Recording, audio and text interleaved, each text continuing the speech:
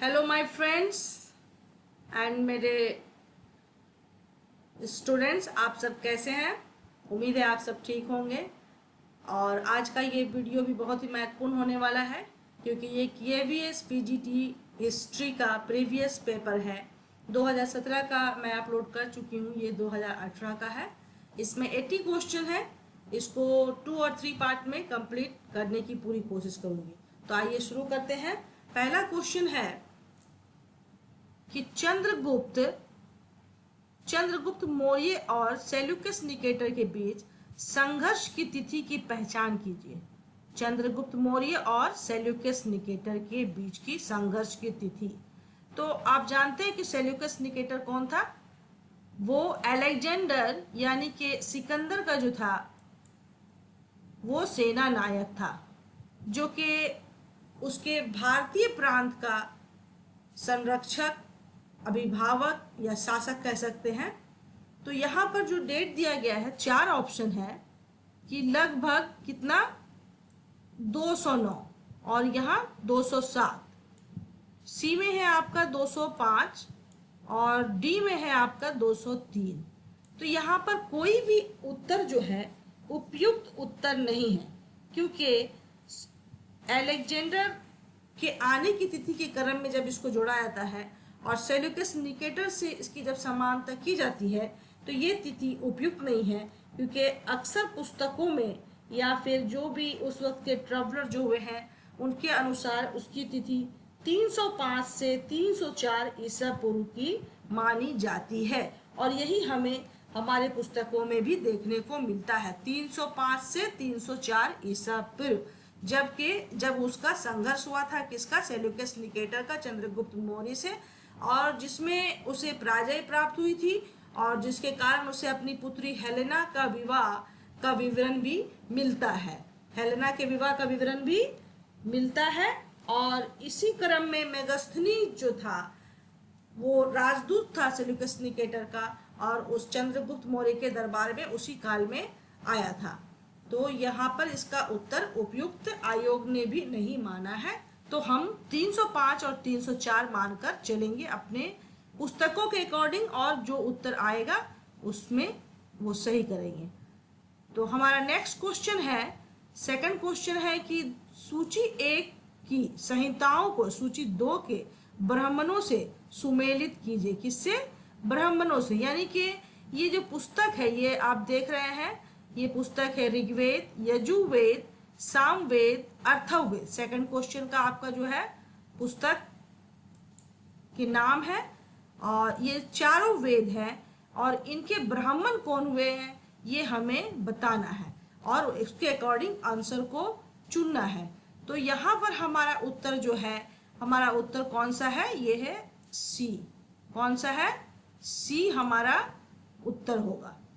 तो सी के अकॉर्डिंग जब जाएंगे तो हमारा ए का जो ब्राह्मण है ऋग्वेद, ऋग्वेद का ब्राह्मण कौन होगा? गोपथ। कौन होगा? ऋग्वेद का ब्राह्मण है गोपथ। यजुर्वेद, यजुर्वेद का ब्राह्मण कौन है? यजुर्वेद का ब्राह्मण है तैत्तिरीय। और सामवेद का ब्राह्मण कौन है? सामवेद का ब्राह्मण है पंचविश। और अथर्ववेद या अथर्ववेद के ब्राह्मण है कौशितकी। कौन है? कौशितकी। ठीक है, तो यहाँ पर आपका उत्तर हो जाता है सी। क्वेश्चन नंबर 3 की तरफ चलते हैं।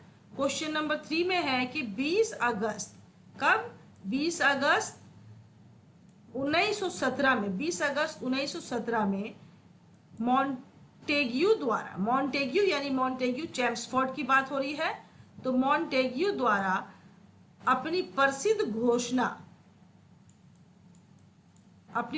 घोषणा में निम्न में से कौन सा कारक नहीं था। यानी कि उसने जो घोषणा की थी उसमें 4 ऑप्शन है और 4 ऑप्शन में जो है 3 सही है और 1 नहीं है। तो आपको बताना है कि उसमें से कौन सी घोषणा उसने नहीं की थी उस घोषणा में। तो यहाँ पर आपका ए में है ऑप्शन, भारतीय राष्ट्रीय आंदोलन को संविधान के दायरे में रखना। क्योंकि 1917 तक हम जानते हैं कि गांधी जी का जो है समावेश भारतीय स्वतंत्रता आंदोलन में हो चुका था। 1915 में वो आ चुके थे भारत, और और वो क्या था, भारत की जो स्वतंत्रता संग्राम जो थी या फिर उसकी जो लड़ाई जो थी वो तीव्र हो चुकी थी। और सेकंड में है कि उस समय जारी युद्ध में भारतीय सहायता की बड़ी आवश्यकता थी, और ये वही काल था जबकि प्रथम विश्व युद्ध छिड़ा हुआ था और जिसमें भारतीयों के सहयोग की आवश्यकता अंग्रेजों को पड़ रही थी। तो उन लोगों को उस घोषणा में उसको भी शामिल किया गया था कि किस तरह से भारतीयों से सहायता प्राप्त की जा सके। सी में आपका ऑप्शन है भारतीय राष्ट्रीय कांग्रेस व मुस्लिम लीग की एकता को भंग करना। अब ये संभव कैसे होता, क्योंकि ये क्रांति जो है ये राष्ट्रीयता की भावना क्या थी, जब सभी जाति धर्म के लोग एक ही भावना से प्रेरित होकर देश को स्वतंत्रता कराने की या स्वतंत्र करने के प्रयास कर रहे थे, तो उसको क्या करना है, खंडित करना इस आयोग का मेन उद्देश्य था। ठीक है, ये तो तीनों सही है, तो आपका उत्तर यहाँ पर डी हो रहा है। मॉन्टेग्यू घोषणा में मेसोपोटामिया जैसी बात कोई बात उपयुक्त नहीं है कि मेसोपोटामिया इंक्वायरी आयोग के द्वारा भारतीय सरकार पर कठोर अभियोग लगाना, तो ये अनुपयुक्त है, तो ये आपका उत्तर हो गया। आपको यहाँ पर नहीं है को चुनना है। अब क्वेश्चन नंबर 4 है, सूची 1 को प्रांतों व सूची 2 को राजधानियों को सुमेलित कीजिए। ठीक है, और कूट से सही उत्तर को चुनिए। तो यहाँ पर 4 नंबर का जो है आपका यहाँ सूची दिया हुआ है। प्रांत है उत्तरापथ, दक्षिणापथ, मध्य प्रदेश और कलिंग। तो उत्तरापथ जो है आपका क्या था, उत्तरापथ आपका तक्षशिला, उत्तरापथ क्या था आपका, तक्षशिला था। उत्तरापथ का यहाँ पर आप मिला दीजिए राजधानी में तक्षशिला। और दक्षिणापथ, दक्षिणापथ स्वर्णगिरी, दक्षिणापथ किससे मिलेगा, दक्षिणापथ जाकर आपका मिलेगा स्वर्णगिरी से। उसी प्रकार से मध्य प्रदेश, मध्य प्रदेश का मतलब यहाँ पर एमपी की बात नहीं हो रही, भारत के मध्य देश की बात हो रही है। तो ये उस वक्त भारत का जो बीच का हिस्सा था वो किसके अंतर्गत आता था, वो आता था पाटलिपुत्र के अंतर्गत। किसके अंतर्गत, पाटलिपुत्र, उस हिस्से को कहते थे मध्य प्रदेश, भारत का मध्य वाला हिस्सा। और कलिंग की राजधानी क्या थी, तोशली, कलिंग की राजधानी तोशली या फिर तौशली। ओके, तो इसके अकॉर्डिंग हमारा राइट आंसर होगा ये ए। नंबर 5 की तरफ चलते हैं। नंबर 5 में आपका है कि सही को सुमेलित करें और उत्तर का चयन करना है। तो यहाँ पर जो कुछ वर्ड्स है या शब्द हैं, किसमें है, उर्दू में है, उससे आपको इसको मिलाना है। मुहासिबा, मुतालिबा, मुकर्रर तलब और तलब।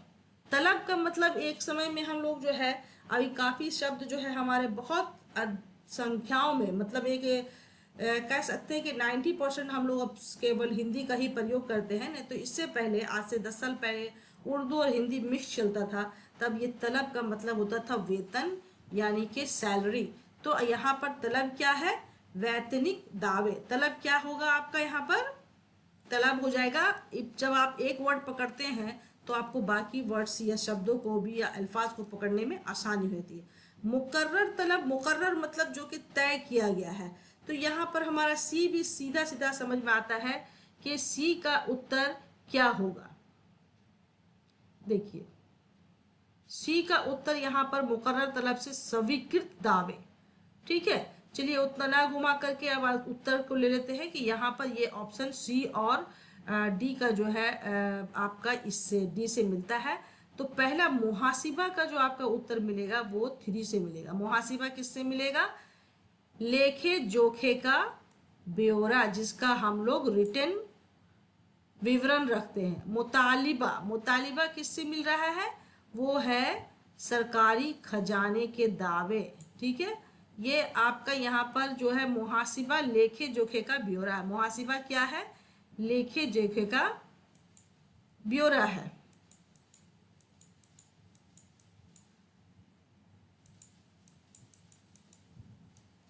ओके, तो मुकर्रर तलब हो गया आपका स्वीकृत दावे। मुकर्रर तलब किससे हो गया, स्वीकृत दावे से। मुकर्रर तलब हो गया है ये स्वीकृत दावे से। तलब हो गया आपका वैतनिक दावे से। तलब क्या है, तलब हो गया आपका वैतनिक दावे से। ओके, तो ये डी ऑप्शन आपका राइट होगा। नंबर 6 क्वेश्चन जो है ये कि निम्नलिखित में से किस इतिहास लेखक ने कहा कि अमीरों को उनके एकताओं की एवज में ऋण देकर व्यापारी व साहा मतलब महाजन को कहा जाता था, बहुत धनी हो गए थे। तो यहाँ 4 राइटर्स है, ये जो उस समय में मध्यकालीन भारत में ये उसके बारे में विवरण जो उन्होंने दिया है, ये इतिहासकार है। तो ये ऐसा किसने कहा था कि एकताओं की एवज में ऋण देकर व्यापारी व साहब बहुत धनी हो गए थे? तो ऐसा कहा है जियाउद्दीन बर्नी ने। 6 का उत्तर होगा आपका, किसने कहा है? जियाउद्दीन बर्नी ने। आइए नेक्स्ट की तरफ चलते हैं कि 7 नंबर क्वेश्चन आपका यहीं पर है। कौटिल्य के अर्थशास्त्र के अनुसार स्थानीय एक प्रशासनिक इकाई थी। स्थानीय एक प्रशासनिक इकाई थी, मगर क्या थी? यहाँ पर आपको अकॉर्डिंग ऑप्शन उत्तर देना। ये 7 नंबर का आपका ऑप्शन यहाँ पर है। 8 ग्रामों की इकाई थी, 10 ग्रामों की इकाई थी, या 200, यहाँ 2 रौ नहीं है, 200 ग्रामों की इकाई थी, या 800। तो स्थानिक का मतलब होता था 800 ग्रामों की एक इकाई। 800 ग्रामों की एक इकाई वो स्थानिक होता था। क्या होता था? वो होता था स्थानीय। क्या था? स्थानिक या स्थानीय एक प्रशासनिक इकाई थी। ओके, ये 7 का हो गया आपका डी ऑप्शन आंसर। अब यहाँ 8 में आपका क्वेश्चन है, यहाँ भी मिलान करना है। तो यहाँ पर पुस्तक है और उसके लेखकों के नाम है। पंच सिद्धांतिका, काव्य मीमांसा, विशुद्धिमक, कादम्बरी। कादम्बरी किसने लिखा? ये सबसे ज्यादा फेमस है। अगर आप इसको पहले मिला लेंगे तो शायद आपको आंसर मिलाने में ज्यादा आसानी होगी। तो चलिए उसको ना देख करके हम राइट आंसर की तरफ देखते हैं। लेकिन हाँ, जैसे कि एज ए स्टूडेंट्स मैंने भी जो है कुछ पुस्तकों के नाम याद किए थे, तो उनमें कादम्बरी बहुत फेमस है, जो सभी स्टूडेंट्स को याद रहता है, खासकर इतिहास के स्टूडेंट्स को तो रहता ही है। ये हो गया आपका आंसर डी। आंसर डी में जाएंगे तो आपका यहाँ पर कहीं भी कुछ मिलान नहीं करना है। पंच सिद्धांतिका किसने लिखा? वरामिहिर ने। वरामिहिर कौन थे? वरामिहिर खगोलिक थे। काव्य मीमांसा किसने लिखा है? काव्य मीमांसा राजशेखर ने। विशुद्धिमक किसने लिखा है? वो बुद्ध घोष ने। कादम्बरी किसने लिखा है? बाण भट्ट ने। कादम्बरी किसने लिखा है? बाण भट्ट ने। तो बाण भट्ट की और भी प्रसिद्ध पुस्तकें हैं, उनको भी जरूर आप याद कर लेना।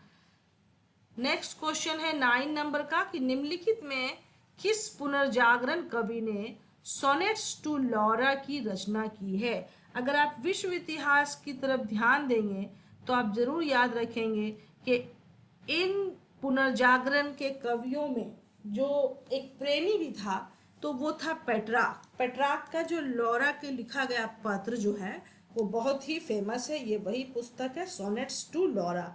तो किसने लिखा था? पुनर्जागरण कवि ने फ्रांसिस्को पेट्रार्क ने लिखा था सोनेट्स टू लौरा। 10 नंबर क्वेश्चन है मुगल कालीन भारत की शहरी आबादी 1601 के लगभग थी। कितने प्रतिशत थी? 1601 के लगभग, तो वो थी 15%। 11 नंबर क्वेश्चन है कि किस वर्ष में तिरुचिरापल्ली जिले में किसानों का विद्रोह हुआ जिसमें वामपंथी व दक्षिणपंथी समूह यानी किसान, व्यापारी, कारीगर आदि ने अत्याचारियों के खिलाफ हाथ मिलाया था? हाँ, मतलब कि ये सारे लोग एकजुट हो गए थे कि अत्याचारी जो थे उनका विरोध करेंगे। तो ऐसा हुआ था कब? ये तिरुचिरापल्ली आपके साउथ यानी दक्षिण भारत का हिस्सा है और ये हुआ था 1429 में। 12 नंबर क्वेश्चन आपका है कि निम्न में से किस वर्ष में अकबर ने बड़ी संख्या में काजियों को अशांति फैलाने व विद्रोह भड़काने के लिए मारने या देश से निकाल देने का आदेश दिया था? ये आपका जो है प्रीवियस क्वेश्चन में और भी रिपीट हो चुका था ये क्वेश्चन। ये 1580 में हुआ था। और ऐसा अकबर ने क्यों किया था? क्योंकि वो क्या था? धर्मनिरपेक्ष शासक था। 13 नंबर क्वेश्चन है भारत में द्वितीय नगरीकरण को सामान्यतः किस मृत्तिका पात्र परंपरा से संबद्ध किया जाता है? द्वितीय नागरीकरण, जबकि भारत में क्या कहते हैं उसको? सिंधु घाटी यानी सिंधु काल के बाद जो विकास या जो चरण चला था उसको द्वितीय नगरीकरण का संज्ञा देते हैं तो उसमें कौन सा बर्तन या कौन से बर्तन की प्रकार ज्यादा चल रही थी, तो वो थी उत्तरी कृष्ण मार्जित पात्र। कृष्ण मार्जित क्या कहते हैं उसको, काले काले टाइप के बर्तन, उत्तरी कृष्ण मार्जित पात्र। अब नेक्स्ट क्वेश्चन है आपका 14, धर्म सुधार आंदोलन की महान पुस्तक institutes of the Christian religion का निम्नलिखित में से कौन लेखक है। कौन सी पुस्तक है, institutes of the Christian religion, of the Christian religion. इसके लेखक कौन है, 14 का उत्तर आपका है जॉन कैल्विन। कौन है, जॉन कैल्विन। 15 नंबर क्वेश्चन है, यहां भी मिलान करना है कि किसने किस चीज का आविष्कार किया, कब, ये पुनर्जागरण काल के समय हुए आविष्कारों के नाम है। इनके आविष्कारक कौन थे ये बताना है आपको। तो यहाँ पर आपका राइट आंसर है 15 का, किसी को मिलाना नहीं है, जस्ट फ्लाइंग शटल का या लूम का आविष्कार जॉन के ने किया था। कताई मशीन या स्पेनिंग जेनी जेम्स हारग्रेविस ने किया था। वाटर फ्रेम जो है आपका सैमुअल क्रैम्पटन ने किया था। म्यूल का आविष्कार रिचर्ड आर्कराइट ने किया था। तो आपका राइट आंसर होता है यहाँ पर ए, सभी मिले हुए हैं इसलिए आपका राइट आंसर ए होगा। 16 नंबर क्वेश्चन में भी आपको क्या करना है, मिलाना है। ये मिलाना है, ये जो है आपका वर्ड जो है ये प्राचीन काल से लिया गया है, प्राचीन भारतीय इतिहास से। अकड़ाध्यक्ष, कुप्याध्यक्ष, पण्याध्यक्ष, पौत्वाध्यक्ष। तो यहाँ पर अकड़ाध्यक्ष जो आपका है वो जा करके मिलेगा खनिज से। इसको आप ऐसे भी याद रख सकते हैं कि खनिज बहुत ठोस होती है, ज्यादातर खनिज जो है बहुत कड़ी इसमें होती है, रूप में होती है, बाद में उसको अलग अलग रूप में किया जाता है। तो अकड़ाध्यक्ष खनिज। कुप्याध्यक्ष किसमें जाएगा, कुप्याध्यक्ष वन संपदा। कुप्या को ऐसे याद कीजिए कि वन जो है जब बहुत घनी होती है तो क्या होती है, एकदम एकदम कूप जैसा हो जाता है, तो वो वन संपदा। पर्ण्याध्यक्ष क्या हो गया, पर्ण से हम लोग जानते हैं कि पर्ण से हमेशा हम लोगों ने प्राचीन इतिहास में वाणिज्य को मिलाया है ना। तो वो आपका वाणिज्य विभाग से जाकर मिलेगा, किससे मिलेगा, वाणिज्य से। और पोतवा अध्यक्ष, पोतवा अध्यक्ष आपका यहाँ पर माप तौल से मिलेगा, ठीक है। तो राइट आंसर आपका हो जाता है डी, 3, 2, 1, 4। 17 नंबर क्वेश्चन आपका है कि निम्नलिखित में से कौन सा प्राचीन तमिल व्याकरण का सबसे पुराना ग्रंथ उपलब्ध है। तो हम बेहतर जानते हैं कि यहाँ पर 4 ऑप्शन है, इत्तु तोगोई, नालडिया, तोलक्कापियम, उत्तराकांडम। तो तोलक्कापियम आपके क्या है, प्राचीन भारत कह लीजिए या फिर दक्षिण भारत की सबसे प्राचीन तमिल व्याकरण में से आती है। 18 नंबर क्वेश्चन है, वेटिकन के सिस्टाइन चैपल की छत की चित्रकारी पुनर्जागरण के निम्नलिखित कलाकारों में से किसने की। तो यहाँ आपका 2 ऑप्शन है, राफेल, तीतियन, और आपका 18 का 2 ऑप्शन यहाँ है, Peter Paul Rubens, Michelangelo Buonarroti. ऐसे माइकल एंजेलो के नाम से हम इनको जानते हैं, इनका फुल नेम है बुआनारोती। तो ये सिस्टाइन क्या है यहाँ पर, वेटिकन के सिस्टाइन चैपल, चैपल ये गिरजाघर को कह रहे हैं। तो गिरजाघर के छत को उसको सजाया था चित्रों से, रंगों से, किसने, माइकल एंजेलो ने, जो आज भी है।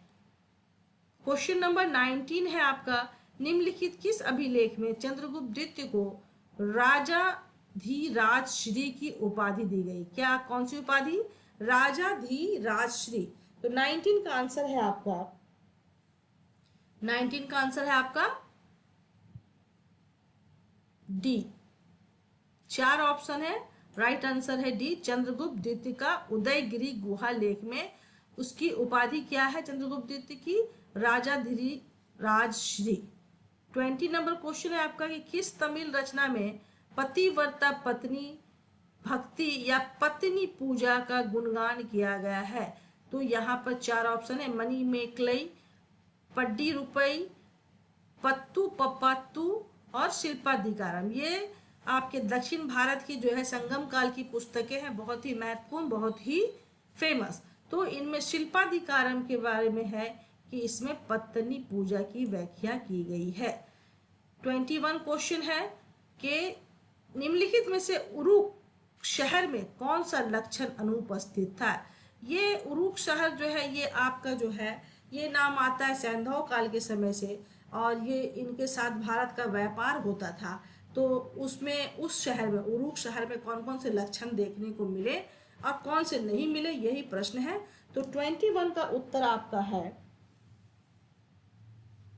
क्या है, उस काल में जितने भी नगर मिले थे तत्कालीन काल में, तो वहां पर सिर्फ नगर नियोजन की जो प्रणाली या नालियों की नियोजन की प्रणाली वो सैंधव सभ्यता में मिले, और किसी शहर में, विश्व के किसी शहर में सभ्यता में नहीं मिले।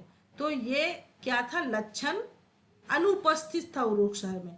बाकी वहां पर आंगन के तरफ झुकी हुई मकान की छतें थी, आंगन थी, मिट्टी के पाइप का प्रयोग हुआ था, और नगर नियोजन व नालियों की उपयुक्त व्यवस्था उरुक शहर की विशेषता नहीं थी। ये थी विशेषता सैंधव काल की। 20 नंबर क्वेश्चन है, फिरोज शाह तुगलक के अपने कारखानों को निम्न में से किन वर्गों में विभाजित किया गया। फिरोज शाह तुगलक ने के अपने कारखानों को किन वर्गों में विभाजित किया था, ये उत्तर पूछ रहा है आपको। तो यहाँ पर 3 ऑप्शन है, रतबी व गैर रतबी, दर्तराज व कुमाश, यौमिया व सालाना। तो आपका राइट आंसर है 22 का, वो है ए। कौन सा आंसर है राइट, ए। रातिबी व गैर रातिबी, उसने अपने कारखानों को 2 हिस्सों में बांटा था, रातिबी व गैर रातिबी। 23 क्वेश्चन है आपका कि निम्न में से किस सुल्तान ने कुछ क्षेत्रों में मुक्ति के कर संग्रह व सैनिक कार्यों को अलग कर उसकी शक्ति को काफी कमजोर कर दिया था। किस सुल्तान ने कुछ क्षेत्रों में मुक्ति के कर संग्रह यानी मुक्त कर संग्रह व सैनिक कार्यों को अलग कर दिया था। तो किस सुल्तान ने किया था, वो एक ही है मध्ययुगीन भारत में, जिसको एमबीटी कहते हैं, मोहम्मद बिन तुगलक। ये नए नए प्रयोग करने के लिए फेमस रहा है। 24 क्वेश्चन, निम्नलिखित में से किस नरेश को कविराज कहा गया है। किसको कहा गया है, समुद्रगुप्त को।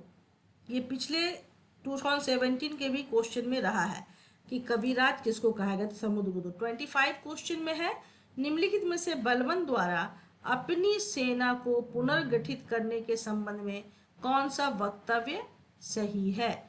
बलबन ने जो है अपनी सेना को जो पुनर्गठित किया था, तो इसमें 4 ऑप्शन है कि कौन सा सही है। तो बलबन ने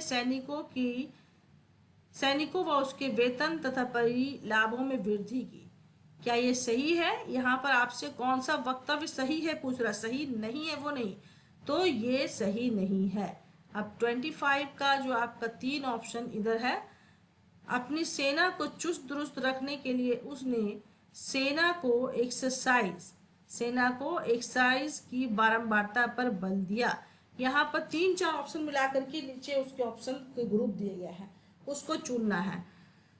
तो यहाँ पर आपका जो है बी, देखते हैं अभी क्या कह रहा है कि सी में जो है बलबन ने अपने सैन्य अभियानों को गुप्त रखा और अपने मालिकों को अपने मालिकों यानी कि जो उसके प्रभारी थे, कूच करने से केवल 1 रात पहले अपने सैन्य अभियानों की जानकारी देता था।